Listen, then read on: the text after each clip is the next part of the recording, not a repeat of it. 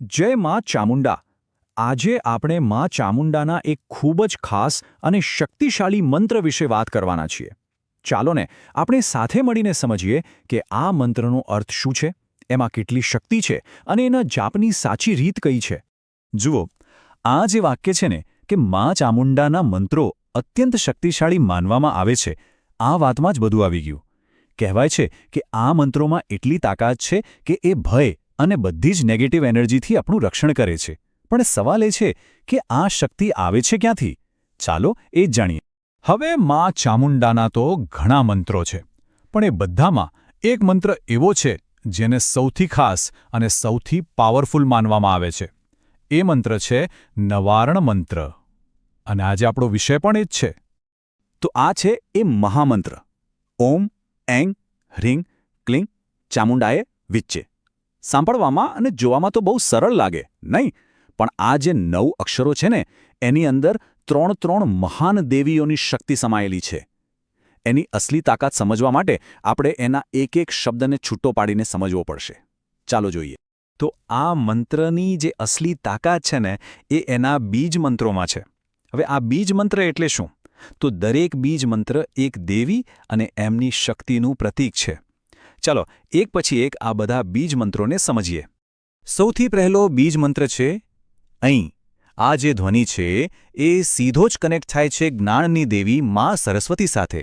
મતલબ કે જ્યારે કોઈ અહીંનું ઉચ્ચારણ કરે ત્યારે એ ખરેખર જ્ઞાન અને સારી બુદ્ધિ માટે પ્રાર્થના કરી રહ્યું હોય છે। પછી આવે છે રિંગ।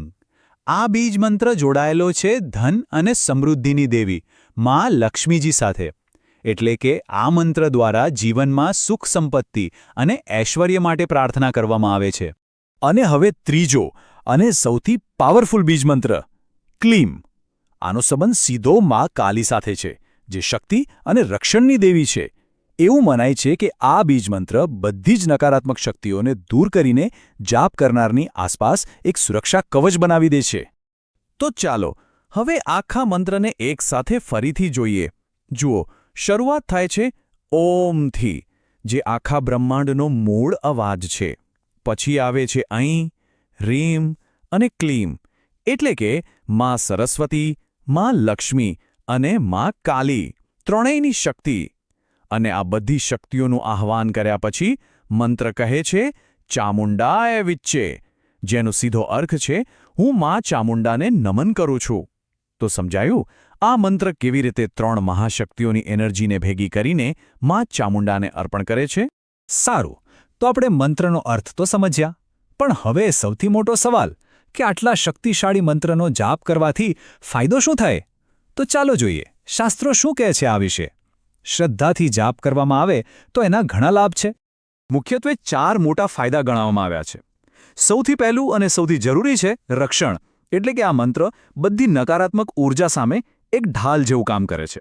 બીજું છે માનસિક શાંતિ, જેનું મન બહુ ભટકતું હોય એને સ્થિર કરે છે અને આત્મવિશ્વાસ વધારે છે। ત્રીજું ભયમાંથી મુક્તિ, ઘણા એવા ડર હોય છે જેનું કોઈ કારણ નથી હોતું, આ મંત્ર એવા ડર અને ચિંતાને દૂર કરે છે। અને ચોથું છે સફળતા, જીવનમાં આવતા જે પણ અવરોધો હોય એને દૂર કરીને સફળતા માટેના રસ્તા ખોલી આપે છે। અને હવે આ આંકડો જુઓ, 108। આ કંઈ એમ જ નથી લખ્યો, આપણી સંસ્કૃતિમાં 108નો આંકડો ખૂબ જ પવિત્ર મનાય છે, પછી એ જ્યોતિષ હોય કે વૈદિક પરંપરા। અને એટલે જ આ મંત્રનો 108 વાર જાપ કરવો, એટલે કે એક માળા પૂરી કરવી, એને સૌથી ઉત્તમ માનવામાં આવે છે। ઓકે, તો આપણે મંત્રનો અર્થ જાણ્યો, એના ફાયદા પણ જોયા, પણ આ બધું ત્યારે જ કામ લાગે જ્યારે એને સાચી રીતે કરવામાં આવે। તો ચાલો હવે એની પૂજા અને જાપ કરવાની જે સાચી વિધિ છે એના પર એક નજર નાખીએ, કારણ કે સાચી વિધિ જ સાચું ફળ આપે છે, ખરું ને? પૂજા શરૂ કરતા પહેલાંની તૈયારી બહુ જ જરૂરી છે। સૌથી પહેલાં તો સમય અને જગ્યા। સવારનું બ્રહ્મ મુહૂર્ત, એટલે સૂરજ ઉગ્યા પહેલાંનો સમય, અથવા તો સાંજનો સમય, આ બેસ્ટ છે। અને જગ્યા એકદમ શાંત અને સ્વચ્છ હોવી જોઈએ। બીજું શુદ્ધિ, સ્નાન કરીને ચોખ્ખા કપડાં પહેરવા, અને જો લાલ રંગના હોય તો બહુ જ સારું, કારણ કે લાલ રંગ દેવીને પ્રિય છે। ત્રીજું છે આસન, જે ઊનનું કે કુશ ઘાસનું હોય। અને છેલ્લે પૂજાની સામગ્રી, દેવીની મૂર્તિ કે ફોટો, લાલ ફૂલ, ધૂપ દીવો, બધું વ્યવસ્થિત ગોઠવી દેવું। આનાથી એક પવિત્ર વાતાવરણ બને છે. ચાલો હવે પૂજા શરૂ કરીએ. સૌથી પહેલાં કોઈ પણ શુભ કામની જેમ ગણપતિજીને યાદ કરવાના. પછી માની સામે ઘીનો દીવો પ્રગટાવી લાલ ફૂલ ચડાવવા. એક વાત ખાસ યાદ રાખવાની કે જાપ કરતી વખતે મુખ પૂર્વ અથવા ઉત્તર દિશામાં હોવું જોઈએ. આ દિશાઓ શુભ મનાય છે. જાપ કરવા માટે રુદ્રાક્ષ કે લાલ ચંદનની માળા હોય તો ઉત્તમ. અને સૌથી અગત્યની વાત, મંત્રનું ઉચ્ચારણ એકદમ સ્પષ્ટ અને ધીરે ધીરે બોલવાનું, એટલું કે અવાજ ફક્ત આપણને જ સંભળાય. આનાથી મન એકદમ કેન્દ્રિત રહે છે. ખાલી પૂજા વિધિ જ નહીં, પણ અમુક ખાસ સાવધાની રાખવી પણ એટલી જ જરૂરી છે. આ નાની નાની વાતોથી જાપનો પ્રભાવ અનેક ગણો વધી જાય છે. તો છેલ્લે આ 4 વાતો ખાસ ધ્યાનમાં રાખવા જેવી છે.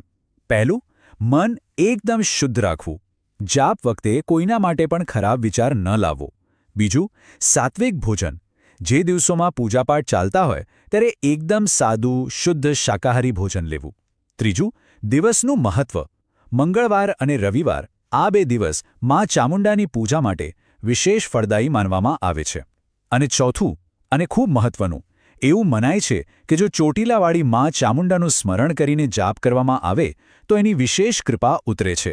અને અંતે એક સવાલ સાથે આપણે આ વાતને પૂરી કરીએ. આ જે આધ્યાત્મિક સફર છે એમાં એક શબ્દ એટલે કે મંત્રનો ધ્વનિ અને અતૂટ શ્રદ્ધા, આ 2 વસ્તુ જ્યારે ભેગી થાય ત્યારે એની શક્તિ કેટલી હશે, આના પર વિચાર કરવા જેવો છે, ખરું ને?